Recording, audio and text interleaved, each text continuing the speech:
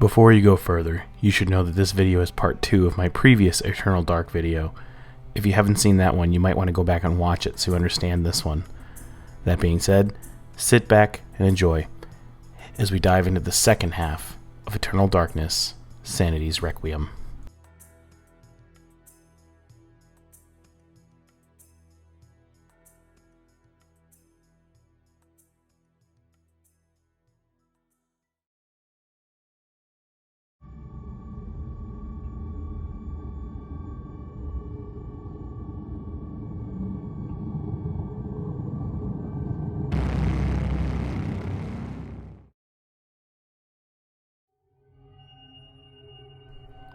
Naturally, the first thing that Alex does after reading the hearts being placed within the mansion is go directly to the spot where it was mentioned that it was stored, and retrieves it for herself.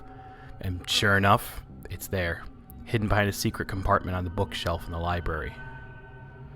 This time, though, Alex finds the next chapter page hidden behind a stained glass window that was previously sealed with some kind of magical incantation. She uses the tome's spell to dispel magical barriers and access it and reads the contents.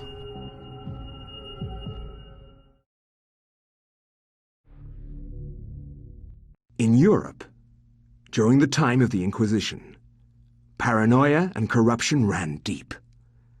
With the fear of devilry running rampant, the ancients' corruption extended far beyond mortal knowledge, corrupting all that could be corrupted. My researches uncovered an interesting incident. A Franciscan monk named Paul Luther was traveling through the region of Amiens during the witch hunts of the Inquisition.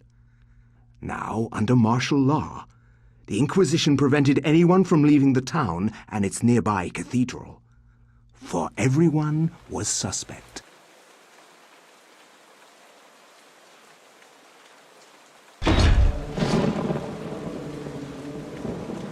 Welcome to Oublier Cathedral, Brother Luther.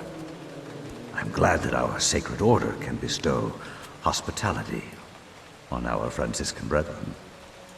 I shall not impose, Excellency. I merely request lodging and a viewing of the sacred relic, the Hand of Jude. Many have traveled far and even risked their lives for a glimpse of the hallowed relic's true splendor. Of course, it would be wise to keep quiet during your stay. The Inquisition is here for a reason, brother. We seek to purge the deviancy from this town. I am sure that will not be a problem. Amiens appears to be a peaceful hamlet. It appears to be, but deviancy is secreted in the most deceptive places, which I believe is the case with Amiens. Then I wish you luck in your search. The Inquisition does not need luck, Brother Luther. Faith and purity are our guides.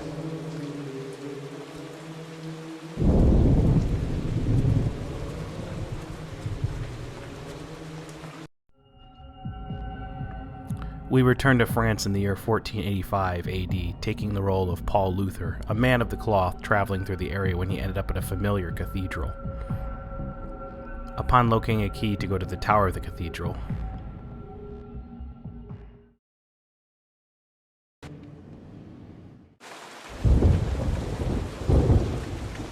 For the love of God!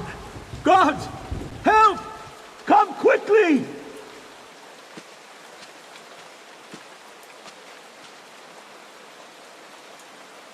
A murder! A murder most foul! What heresy is this? I found him lying here, dead. I called the guards.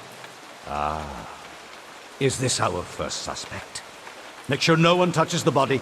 It must be examined for signs of devilry. As for this man, make sure he doesn't leave the cathedral. We will question him later. But Hold your tongue, Franciscan, or it might bring my wrath upon thee. Who is to say that you did not commit this murder? If you trust in the Almighty, and you are indeed innocent, then you will have nothing to fear.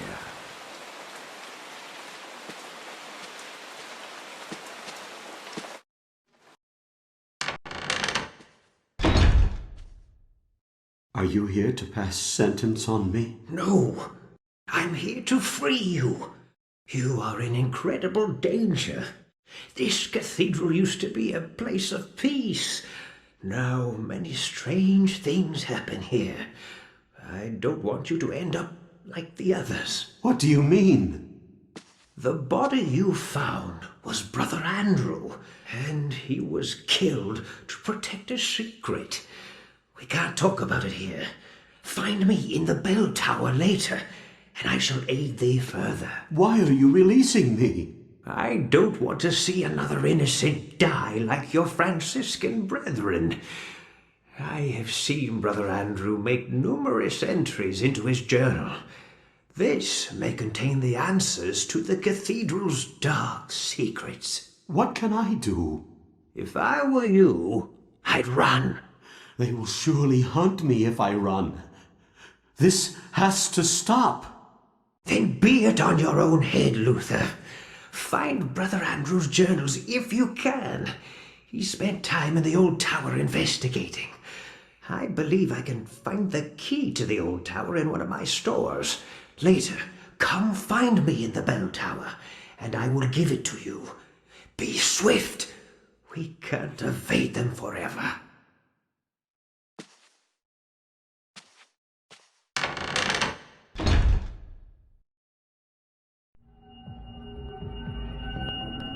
Paul is detained for questioning before he is released by another monk who serves as a custodian of the cathedral.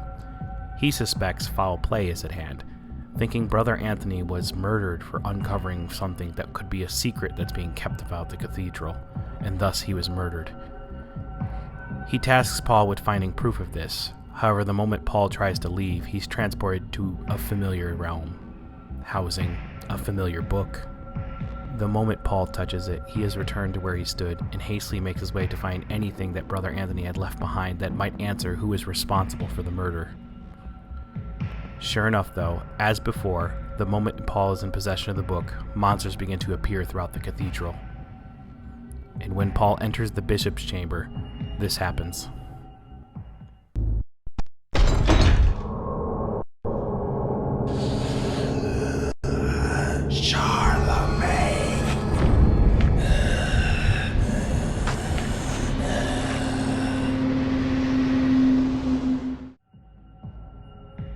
Yes, Anthony, the character we played as prior, has been reanimated as some kind of zombie waiting for us here. You can clearly hear his suffering as we're forced to put him down. There's something really creepy about seeing the character you once played as turned into something like this. It's a similar feeling as imagining something happening to yourself when you see it happen to others. Paul is able to locate several diary entries from Brother Anthony, including some located in a secret study within the basement of Cathedral. The more or less confirm that Brother Augustine is the traitor among them, using the order of the cathedral to do his bidding, which we can now easily infer that he once again pious masquerading as Augustine. Brother Luther makes his way to the basement and enters a chamber where he intends to confront Augustine, only to find the corpse of the custodian who had been assisting him. Augustine sends his minions to dispose of Paul, but he overcomes and chases Augustine down until...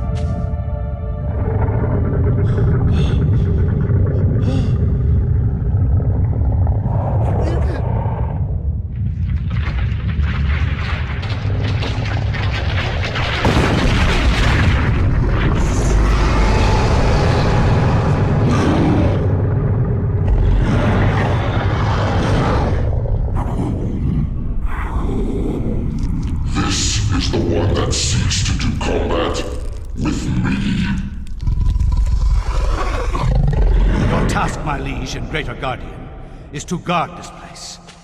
Do not worry about this world. His kind yelps in terror at the sight of your mightiness. We will dispose of him our souls.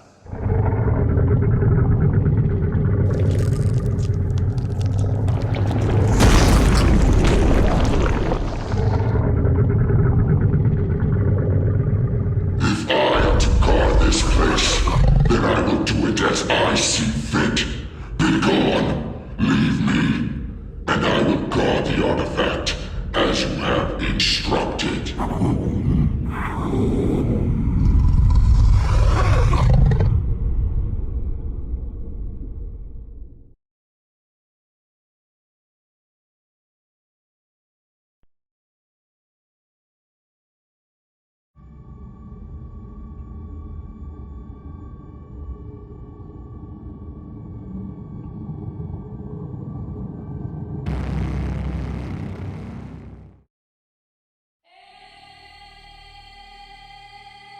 So yeah, Paul is undone by Augustine, who again is merely Pius in disguise, and beat down into a literal bloody pulp thanks to Pius.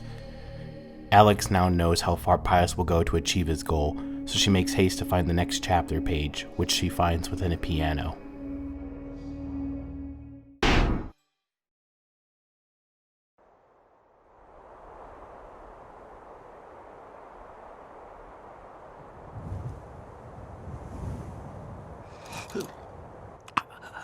Who are you? I am your lord and conqueror. What manner of forsaken being are you? So, you can see me in my true form. You are a gifted man.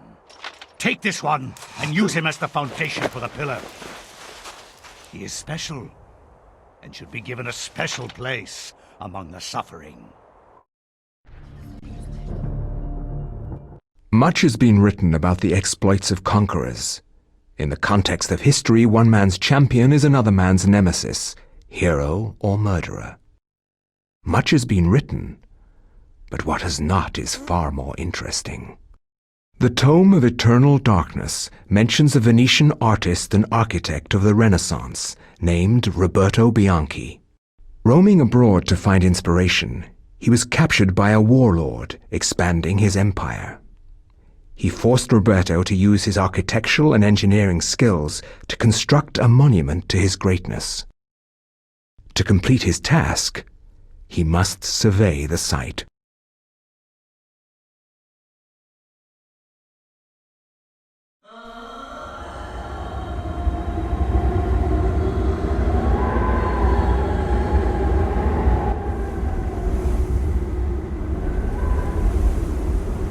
Survey the site quickly, dog, and maybe you'll live long enough to see the sacrament's construction.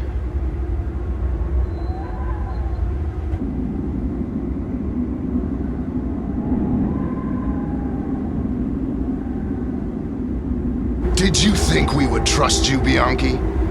Even though you are graced with the generosity of our liege, you are still his prisoner.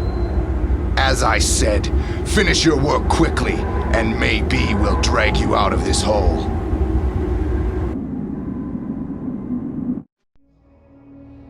We return to the Middle East in 1460, where we now take control of an enslaved man tasked with surveying a temple, a very familiar temple at this point in the game.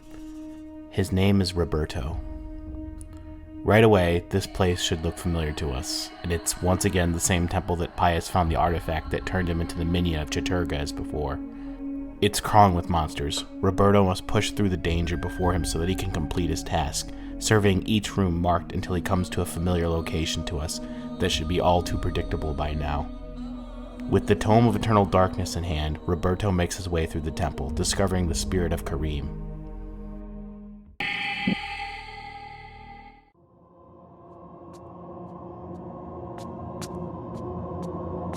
Venture no further, or be struck down where you stand. What? I am the guardian of this temple, the Forbidden City. None shall enter except the chosen. Speak. You are the chosen. For many years I have tested those who came here, and all have failed. You are unaffected by the power I wield, and thus must surely be the chosen. I? Once I was as you were, confused and without answers, yet they came in time. Now my duty is complete. I can finally rest. My sacrifice was not in vain.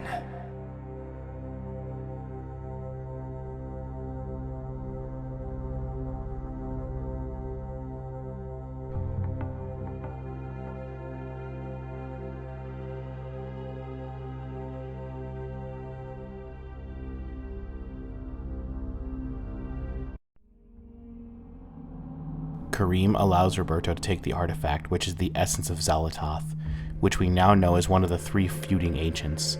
He returns to the soldier in charge of the operation, only to find...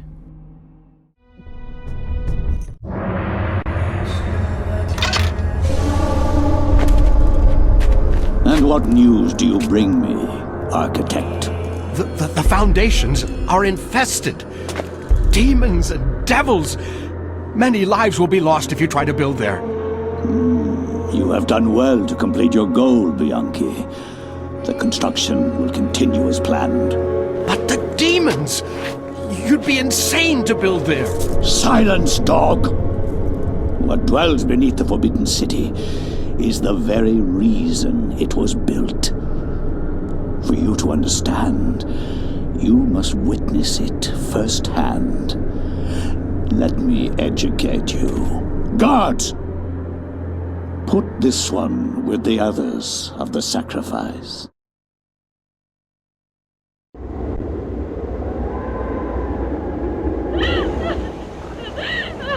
I am the Scourge of God, appointed to chastise you, since no one knows the remedy for your iniquity except me. You are wicked, but I am more wicked than you, so be silent! Now you, Architect, you are about to make your largest contribution to this project.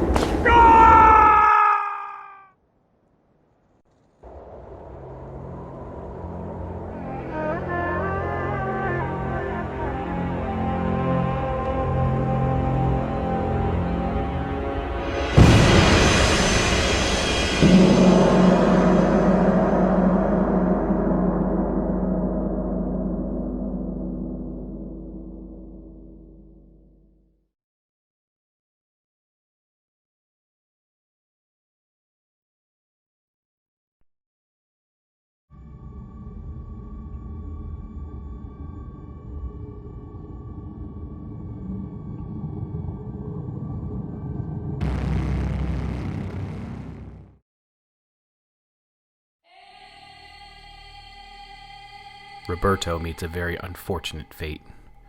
Also, I apologize in advance, I forgot to record the audio for this segment due to technical difficulties. I'll do my best to explain what happens, though. In 1916 AD, in France, we return to a familiar cathedral starring a new character during World War I, which is a prominent feature within video games in general, it seems. We're introduced to Peter Jacobs, a reporter during the First Great War.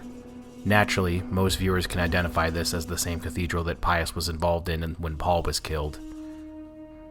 Peter quickly begins his exploration. Given that he's a reporter and not a fighter, he starts with less means to defend himself. So instead, he explores to find out as much as he can. It's an interesting idea to put the player in a less advantaged character late in the game. If you haven't noticed from visual cues, sanity, health, and magic has been different for each playable character. So some characters have more sanity, and some have less sanity, and some have more health, and some have more magic, and so on. Every character plays differently. Eventually, Peter finds the Tome of Eternal Darkness, and of course, this changes the entire game. Peter explores the cathedral, finding hidden chambers like Paul did, and eventually exploring those chambers. After he did so, it was clear that he had little clue what was going on after the fact. Peter uses what he learns about the book to explore more, but does so with caution. Our hero pushes onward, and this makes him much more of a ruthless character than we originally thought. Eventually, he comes face to face with the same Guardian that killed Paul all those years ago, and I have to say, This is a pretty cool little boss fight. This thing can actually be slightly different depending on which artifact Pius chose at the start of the game, and we have different attacks based on what alignment he is. Unfortunately for Peter though, conventional weaponry won't even scratch this thing, so he must resort to using magic from the Tome of Eternal Darkness. Hitting it with spells from the tome damages it, but this fight is split into 3 separate rounds, each causing the arena where the fight takes place to become slightly smaller. This really does amp up the tension for this fight. It makes it much more challenging and much more dramatic. This is probably the hardest fight in the entire game even. Eventually though, Peter is triumphant and takes the massive thing down, and takes the essence of Ulioth it was protecting.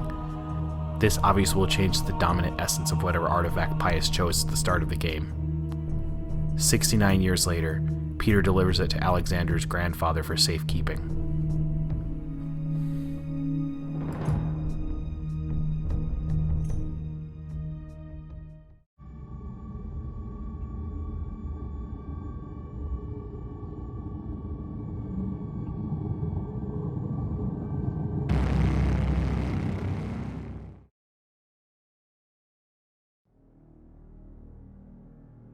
Up to this point in the game, there's been little reason for Alex to have access to weaponry, as the mansion has been quite free of enemies, but that changes after Alex encounters an apparition in the library as she makes her way to the main hall. She finds a key to the basement, and from there she's able to fix a circuit breaker that restores the light to the guest room, where she of course finds another chapter of the Tome of Eternal Darkness. This time we take control of Edward, Alex's grandfather, as he was a young psychologist living in the mansion left to him from his father, passed down through the Roivas family. Edward encounters the spirit of Maximilian Roivas, who warns him that the darkness is approaching, the same darkness he tried to stop centuries ago, but instead he was treated as a madman and thrown into an asylum. He tells Edward that it's up to him to stop it. At this point, I think it's very obvious how the Roivas family is intricately entwined into thwarting Pius's plan, and thus why he shows so much discontent for them. Edward agrees and begins to search the house for a set of clock hands to place upon the grandfather clock within the library after being instructed to do so by Maximilian. And of course, he places the hand upon the clock and sets the time to 3:33. He locates a secret study from earlier in the game, and of course, finds the Tome of Eternal Darkness there. And then witnesses perhaps the most messed up scene.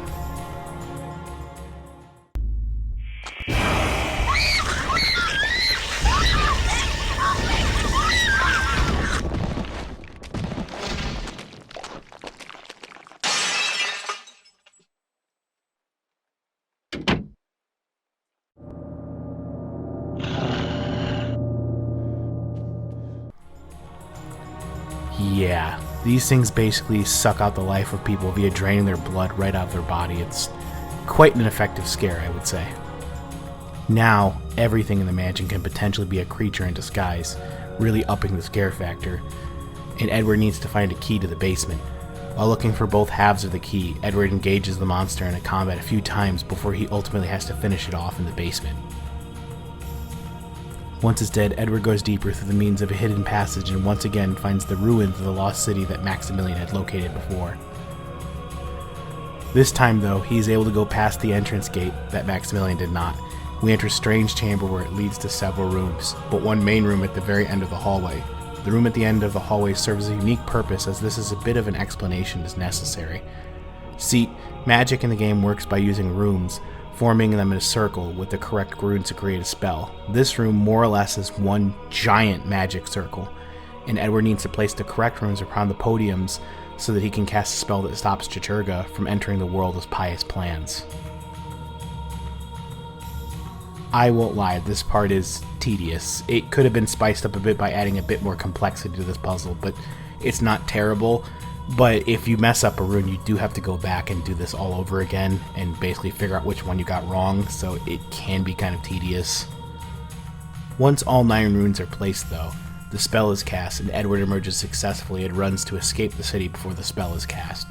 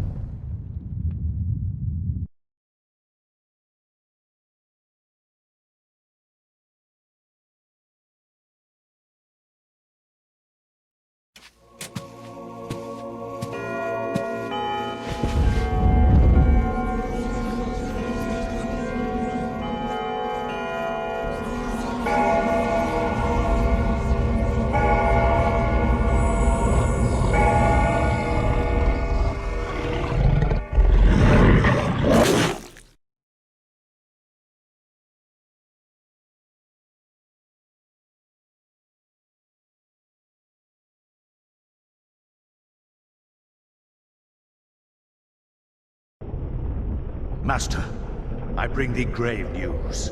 The colony of Guardians in the ruins of Engar has been decimated. Without them, I fear we are lost. Your fears are unfounded, servant. This news is irrelevant. I have seen the future that will come to pass. In this vision, I see myself crushing Xenothoth as I was destined to do. My many mouths consume its body from all sides, gnawing at it until nothing remains. This I've seen. This is what will be. You would place all our faith in a vision? Yes. Just as I have placed all my faith in you.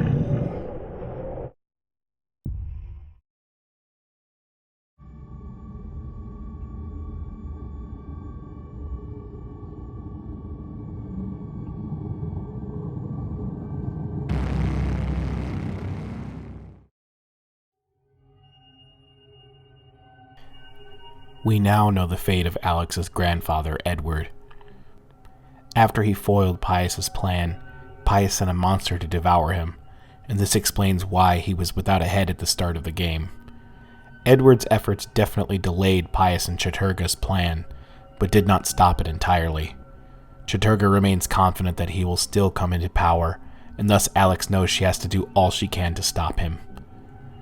Exploring the mansion some more, Alex finds a stethoscope, which she uses to crack the safe open in the basement where she locates the next essence, the essence of Ulyaoth, along with the final chapter to the Tome of Eternal Darkness.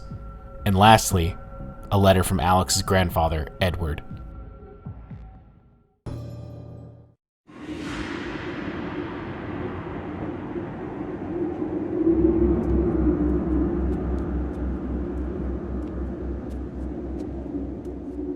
A storm approaches, Augustus.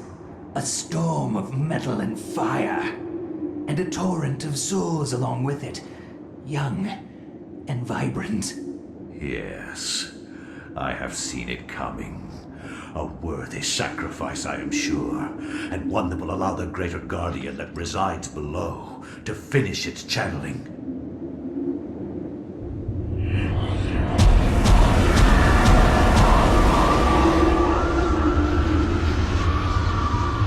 With this sacrifice of souls I make unto thee, Great One, the gate shall be ready to be opened, and your freedom shall be at hand.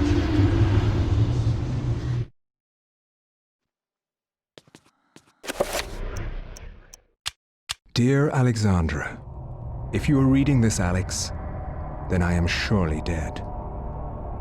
Knowing that the police will contact my only living relative, I made sure to leave this message for you.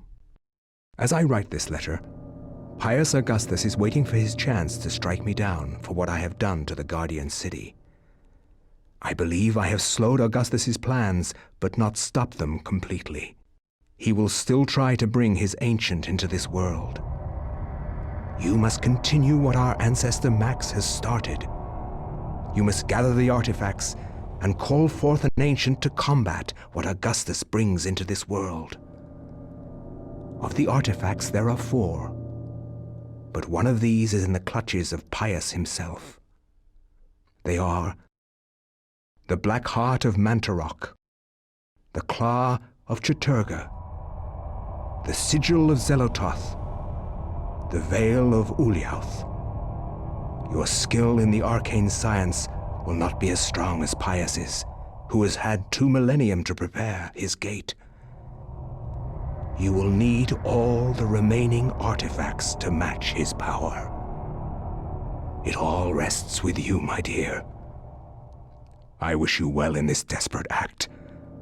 I wish I had more guidance for you, but I am at my wit's end, and I feel I am running out of time.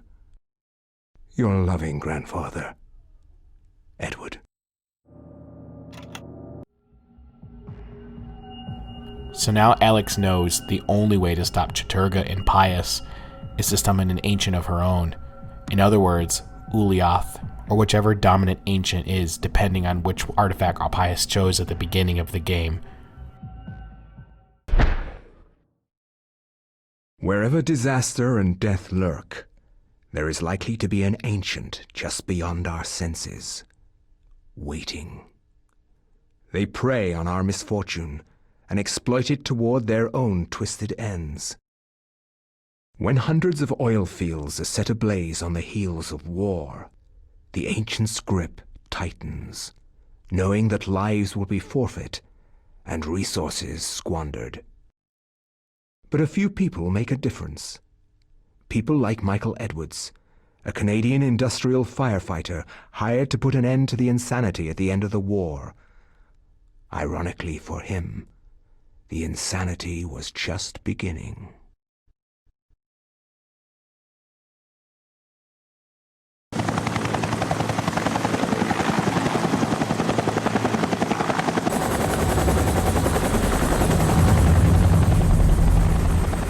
How's the temperature in there? It's hotter than hell here. I'm getting a little nervous about this one. It feels more out of control than the others. More powerful. I don't know how else to describe it. This is the safest way to blow out these things. You've done this enough to know that. It's by the numbers. It's all good. Just relax. The silicone cloth and the water spray are there, so you're probably right. We've got 500 pounds of 80% nitroglycerin-grade dynamite all in place. We're good to go. Edwards, you can pull your team back now. Get your team to a safe distance and we'll try to kill the fire. Sure thing. Coming back now. We're getting a pressure increase at the well cap. It's gonna tear itself apart. Hurry! Get your team out of...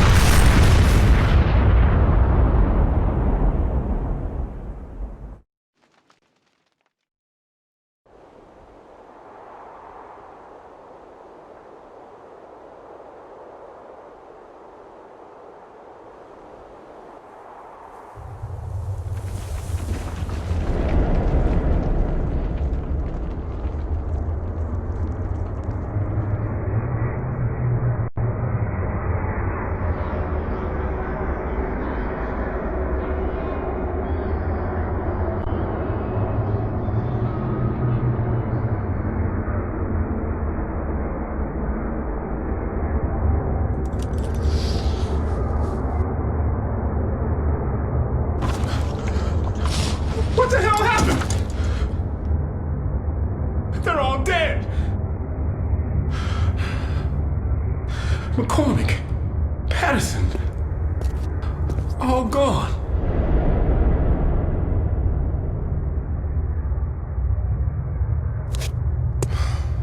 Looks like they've been buried alive under tons of concrete.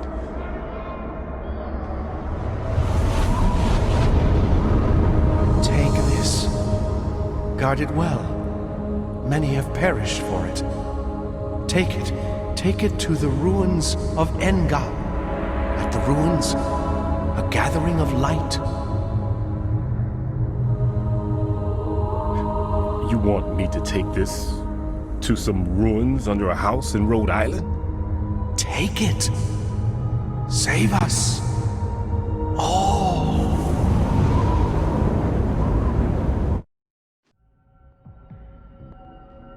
Upon reading the final chapter, we take control of the final new playable character in the year 1991.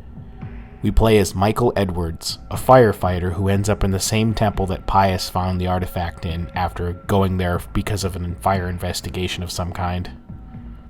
Michael is given the final artifact by the spirit of Roberto, the essence of Zelatoth, and told to take it to Edward Roivas, who holds the other two. With the artifact in hand, Michael must find a way to escape the temple with his life so that the three artifacts can come together. After solving a strange puzzle to find a hidden room, though, he is teleported like the others to the resting place of the Tome of Eternal Darkness. And of course, Michael takes it. Eventually, Michael finds himself being called upon by the spirits within the temple, such as Roberto, telling him he must destroy the temple itself. Searching through the underground temple, Michael's able to locate some C4 explosives at a detonator. He places them and flees the temple.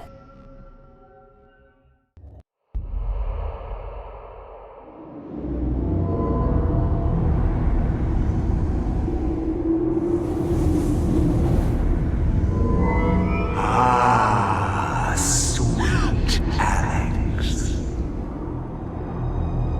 Many centuries I've waited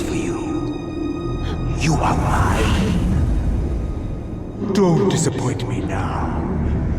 I've waited such a long time, Alex. Never! I know what you are. I've seen what happened.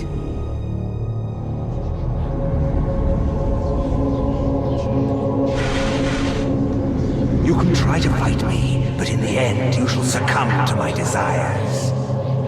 My foolish child, you don't even know your own destiny. Get away from me!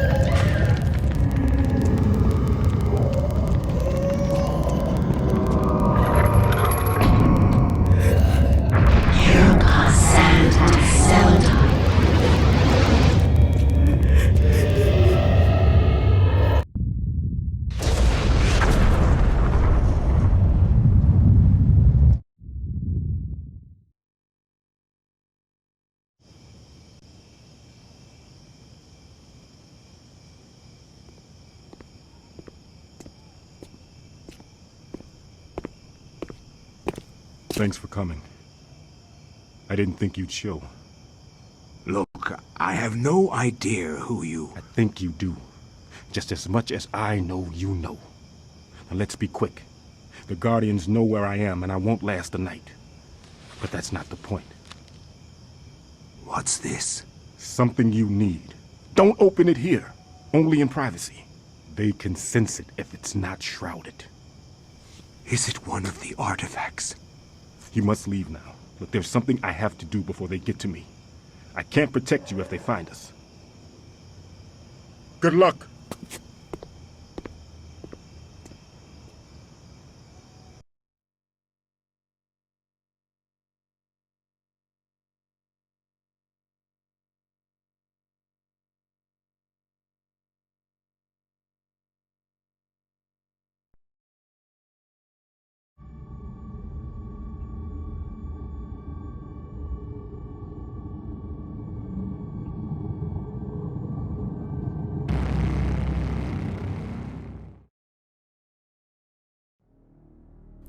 Michael manages to get the artifact to Edward, and after reading about it, Alex heads to the exact location to retrieve it. With the 3 artifacts now in her hands, she knows that Pius's plans are imminent. There's no more time. She has to act now. The final sequence of the game is now where everything Alex has learned comes into play. Alex knows that the ruined city is where Pius will attempt to summon Chiturga, and she knows that she must go there to stop him. However, before she does that, she must also do as Edward had done before her and cast another spell using the large rune chamber within the city as before. This part of the game is where things get much more challenging. The very air itself within the final chambers actually damages Alex, and she must consistently have a shield spell cast in order to even progress through this area.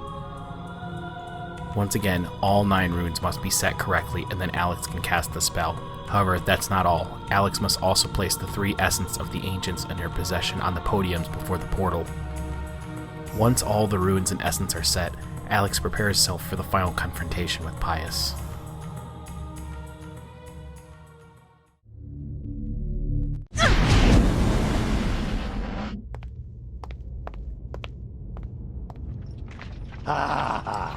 Miss Rivers, you're just in time. The summoning spell I began 2,000 years ago is finally complete. You will now have the honor of becoming the first morsel for my lord, Chiturga. An appetizer for the banquet your race shall provide. You forget what it means to be human, Pius. The human race will never go quietly into the darkness.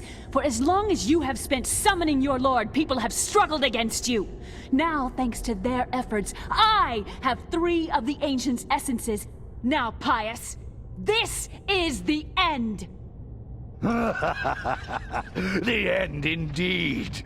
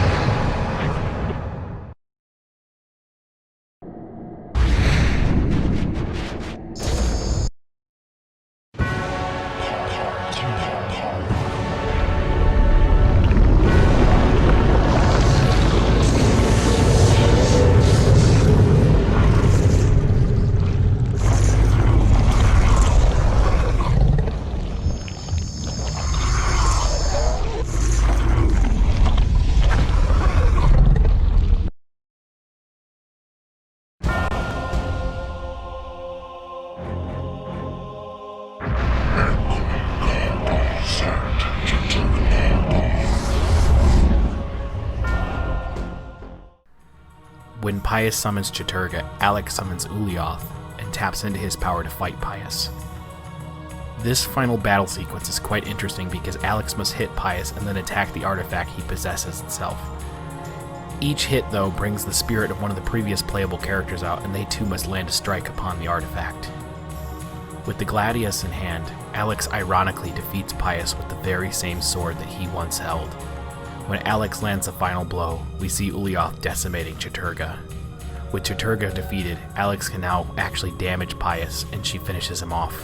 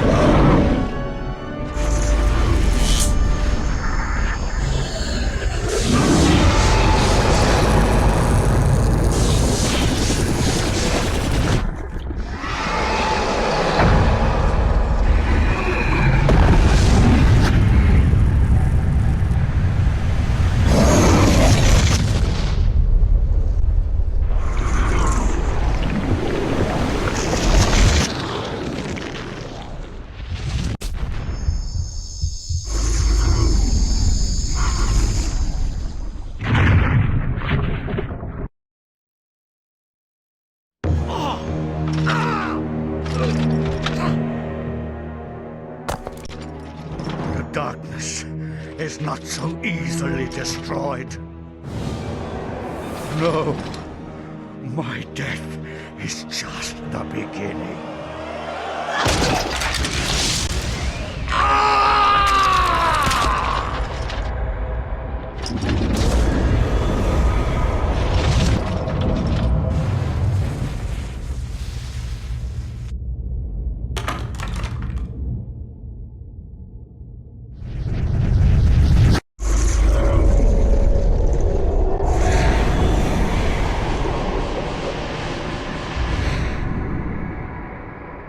What have I done?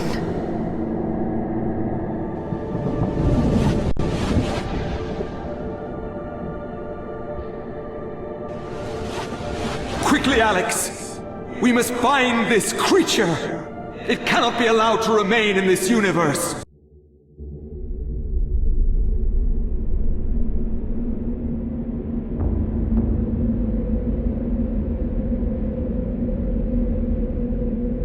Ah, that's the ticket.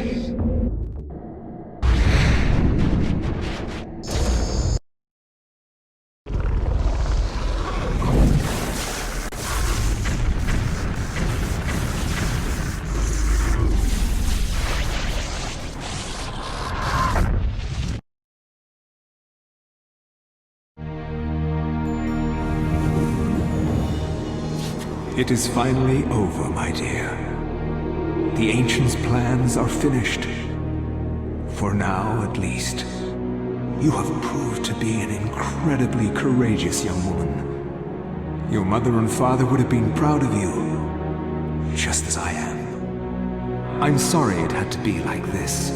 It's not quite the inheritance I had in mind for you, but there was so little time, and so much to do. Goodbye, Alex. I will miss you.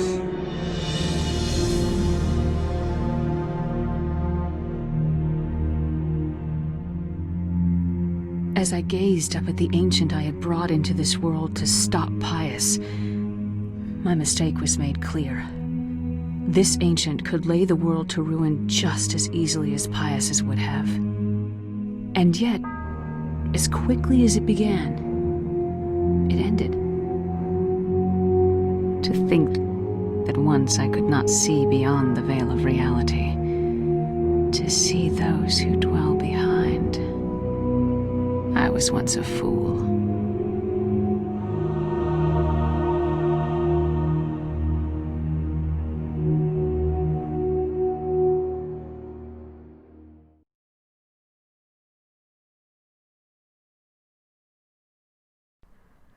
Yeah, in the end, Alex realizes by summoning Ulyaoth to defeat Chattur'gha, she consistently have a shield spell cast in order to even progress through this area. Once again, all 9 runes must be set correctly and then Alex can cast the spell. However, that's not all. Alex must also place the 3 essence of the ancients in their possession on the podiums before the portal. Once all the runes and essence are set, Alex prepares herself for the final confrontation with Pius.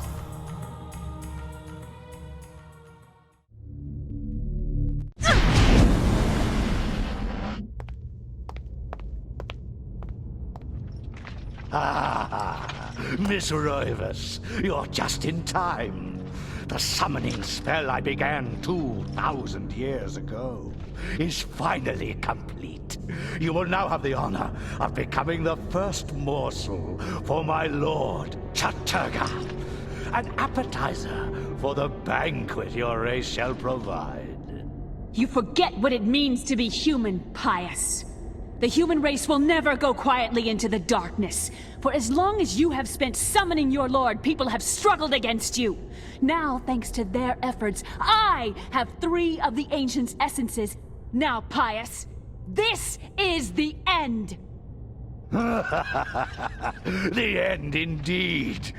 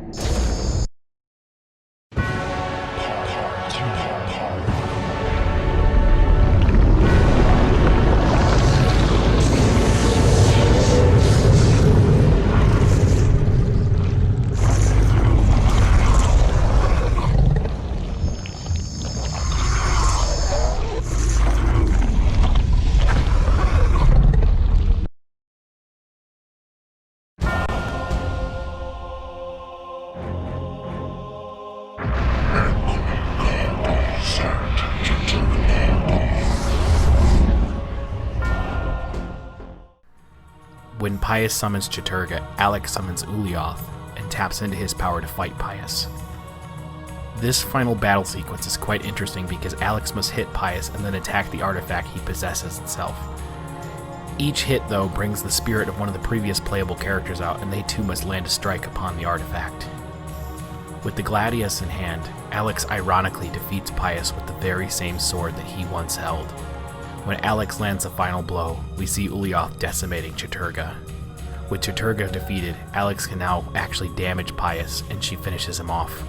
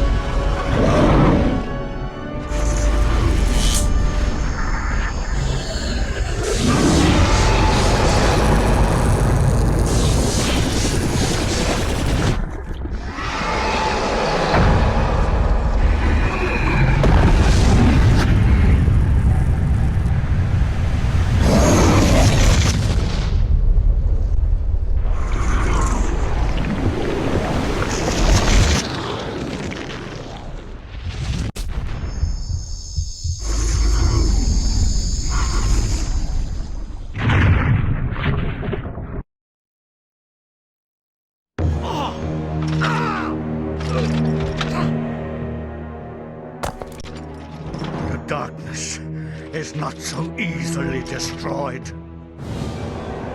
No, my death is just the beginning.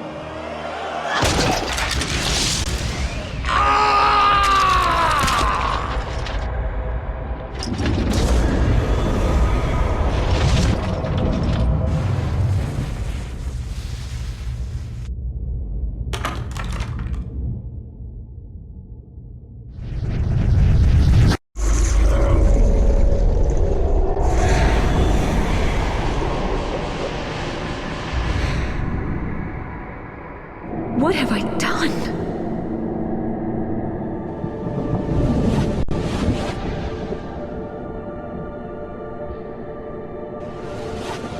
Quickly, Alex! We must find this creature! It cannot be allowed to remain in this universe!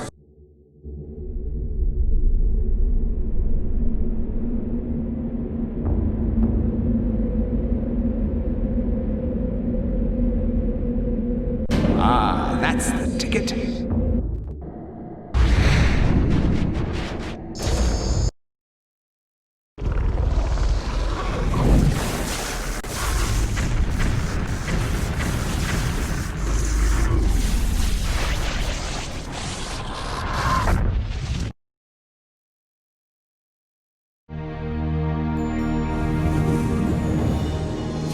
It is finally over, my dear.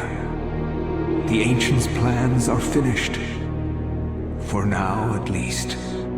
You have proved to be an incredibly courageous young woman. Your mother and father would have been proud of you, just as I am. I'm sorry it had to be like this.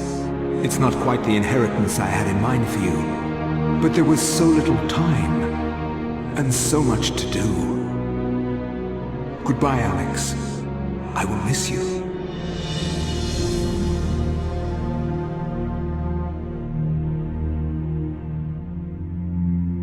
As I gazed up at the Ancient I had brought into this world to stop Pius, my mistake was made clear.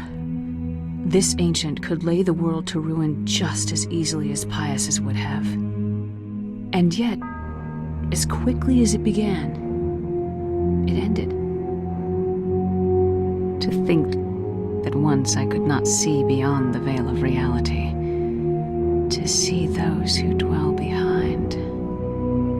I was once a fool.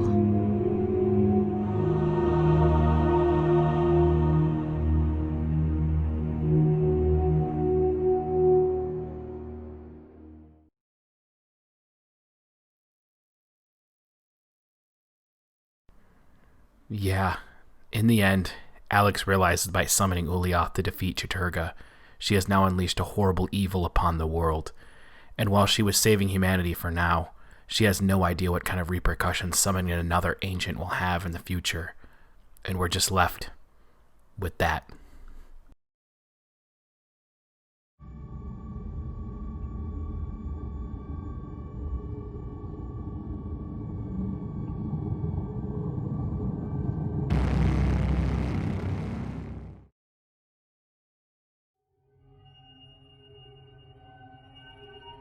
Okay, so I think I should really point this out here, but this game has multiple endings, as you probably figured out, depending on which of the 3 artifacts you chose from the start of the game. And yes, there is a secret ending if you play the game 3 times and choose each of the 3 different artifacts, but I don't want to spoil that for you. You'll just have to find that one out for yourselves. This game definitely got overlooked by many, and likely because it was on the Gamecube, which wasn't exactly seen as a platform for horror games, much less one more or less made entirely by Nintendo. It is an interesting adventure, though it does come slightly tedious towards the end of the game. The music and atmosphere definitely give you the horror vibes it's trying to achieve, and it does well to keep you wondering what will happen next. It's a perfect example of how the tone works well, but execution doesn't work as well as the tone does. A sequel was planned originally to explain what happens next, but it never came to fruition. A spiritual successor was even attempted, but also never saw the light of day, leaving the story somewhat on a cliffhanger, but maybe it's actually scarier that way, allowing your mind to make wonders of what could possibly have happened. While I won't say Eternal Darkness is a stellar horror game, or even a masterclass one at that, It's an earnest attempt for the time period, and it definitely has a fascinating spot in the horror video game sphere. It's a unique experience, albeit not quite on par with the mainstays of the genre such as Silent Hill or Resident Evil even. It exists in a space all its own, but it's still a fascinating piece of history for the genre. It falls short on a few fronts, and likely could have done well with a larger team or perhaps bigger budget or time frame to make the game. One of its biggest flaws has to be its lack of enemy variety. Once you've seen every enemy in the game, it becomes clear that their song and dance is about the same. It's not a bad thing, but it would have been interesting to see more unique monsters later throughout the game, or perhaps more diverse design choices for them, as many monsters feel very much the same or similar in many regards. Part of what made Resident Evil so unique is it always had you guessing about what could come next, albeit some of its earlier titles were much more predictable, with giant spiders as enemies for example, but they evolved to enemies who truly creeped you out and left you constantly guessing or even just trying to figure out what the heck this thing even was. Silent Hill did much of the same, but it made its enemies just flat out uncomfortable, moving in ways that just put you at unease. Eternal Darkness falls short of both those, but it still manages to give you some of the creeps that those games offer.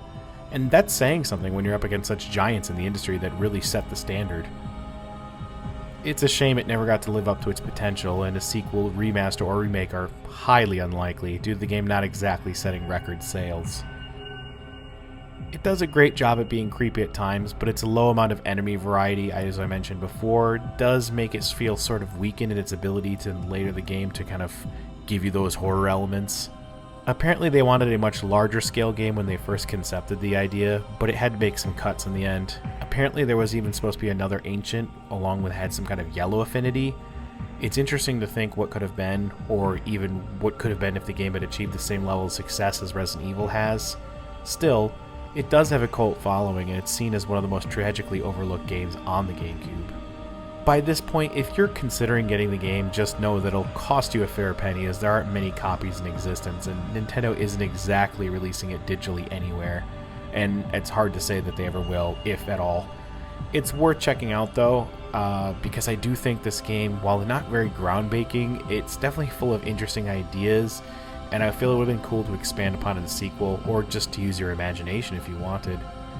Okay guys, well this video took a lot longer to make than my previous ones, and it's quite an undertaking, so I thank everyone who's watched and shared. Doing game content like this is newer to this channel, but it's quite a large task, so I apologize if it takes so long for me to put a video out like this. I edit, record, and do everything on this channel myself, so big videos like this can take quite a while.